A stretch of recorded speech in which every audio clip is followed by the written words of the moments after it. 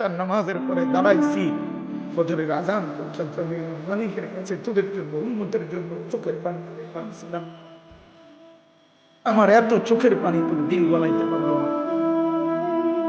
আমি তাইফের পাথরের আঘাতে আমার পিঠটা চালনির ছিদ্র ছিদ্র হয়ে গেছে রক্তে।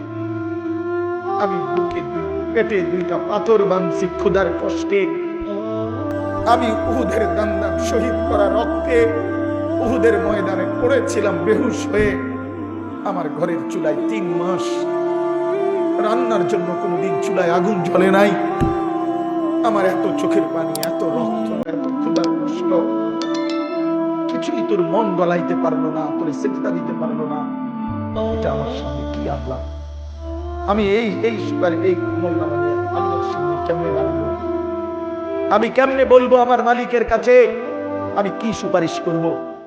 আমি কেমনে বলবো রব্বুল আলামিন এটা আমার শ্রেষ্ঠ নবীর শ্রেষ্ঠ উম্মতের আমলনামা? বল ভাই, তুমি বলো, তুমি বলো। আল্লাহ তাআলা বললেন, এই মক্কার কাফেরদের, কুরাইশদের এই হালাতের উপরে আল্লাহ তাআলা কি বললেন? আল্লাহ তাআলা বললেন, আলহাকুমুত তাকাসুর। এইবার তরজমা শুনেন, তাইলে এই কথা শেষ।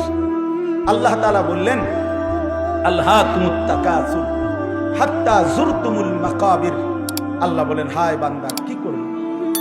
অর্থ সম্পদ, ঘর বাড়ি, বংশধর, এই দুনিয়া নিয়ে বাড়াইবার নেশা তোমাদেরকে আলহাকুম, দুনিয়ার মধ্যে ডুবাইয়া ফেললো, আখিরাত ভুলাইয়া দিল।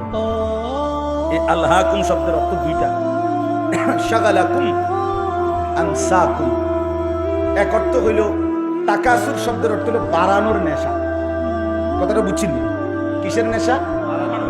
সম্পদ বাড়ানো, ক্ষমতা বাড়ানো, বংশধর বাড়ানো, নেতাগিরি ফেতাগিরি, এগুলোর মানে দুনিয়া বাড়ানোর নেশা তোমাদেরকে আলহাকুম আই শাগালাকুম ব্যস্ত করে ফেলছে। ফিল দুনিয়া, দুনিয়া। আর কি করছে? আনসাকুম আল আখিরা, আর তোমাদেরকে আখিরাত ভুলায় দিছে। এরই মধ্যে হাত্তা যুরতুমুল মাকাবির, একদিন তোমরা কবরেই পৌঁছে গেলে। কোথায় পৌঁছে গেলা? এই কি সুন্দর কথা!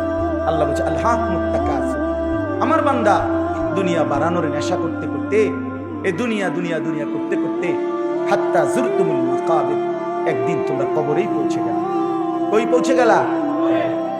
এই মানুষ বলে না, আরে কও কি, কালকেও তো তার লগে চা খাইছি, হে মারা গেছে, ইন্নালিল্লাহ, এরকম বলে কিনা মানুষ? আরে আরে কও কি, এই যে গত সোমবারে একসাথে গেলাম আমরা মুরাদনগর থেকে কোম্পানিগঞ্জে, সে মারা গেছে। এইভাবে অর্থাৎ এই দেখতে দেখতে দেখতে দেখতে না, দেখতে দেখতে না, দেখতে দেখতে না। আল্লাহ বলেন, একদিন এই দুনিয়া দুনিয়া করে করে অর্থ বিত্ত, টাকা পয়সা, ঘর বাড়ি, দালান, দেখবা দোতলার ছাদের কাম বাকি, 3 তলার আস্তর বাকি, খাট এখনো দোকানে বেটা এখনো দেয় নাই, হ্যাঁ, সোফা বানানি শেষ হয় নাই, বিল্ডিং এর ইট গাঁথা শেষ হয় নাই, এখনো সবগুলো টার্গেট পূরণ হয় নাই। এরই মধ্যে দেখবে একদিন হাত্তা যুরতুমুল মাকাবির, পৌঁছে গেছো কবর, পৌঁছে গেছো কবর। তো আল্লাহ তাআলা বলেন, তোমরা দুনিয়ায় ডুবে গেলা, আখিরাত ভুলে গেলা, তোমাদের বাড়ানোর নেশা, সম্পদ, প্রাচুর্য তোমাদেরকে অস্থির করে ফেললো। হাত্তা যুরতুমুল মাকাবির, একটা পর্যায়ে তোমরা কবরেই পৌঁছে গেলা। এই কবরে পৌঁছে এবার আল্লাহ বলেন, কাল্লা সাউফা তা'লামুন। আল্লাহ বলেন, বান্দা শুনো, সাবধান, এই কবরে আসলেই অল্প সময়ের ব্যবধানে তোমারে বুঝাই দেওয়া হবে তোমার এই দুনিয়ার লোভ আর আখিরাতের প্রতি বিমুখ এর পরিণতি কবরে কি। আমি আল্লাহ কবরের প্রথম আযাব দিয়েই তোমারে আমি বুঝাই।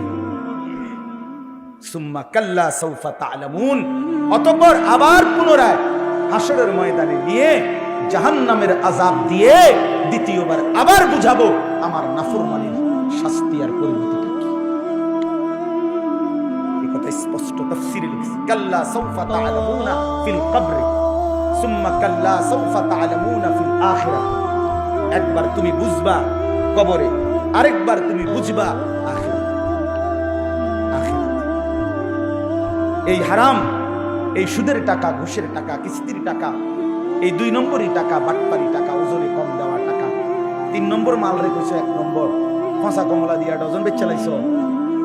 বাটফার 100 গ্রাম কম দিয়া 1 কেজি বুঝতে বেচ চালাইছো। হ্যাঁ, সদবদ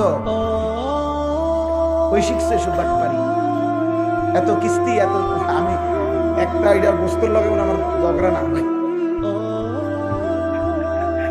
ঠিক আছে, সব দিন মধ্যেই আছে নাকি।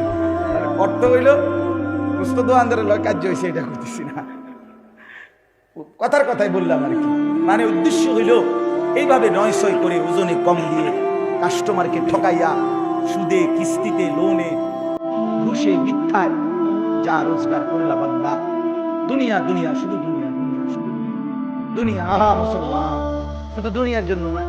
আজীব আমার কাছে বিশ্বাস করেন আমার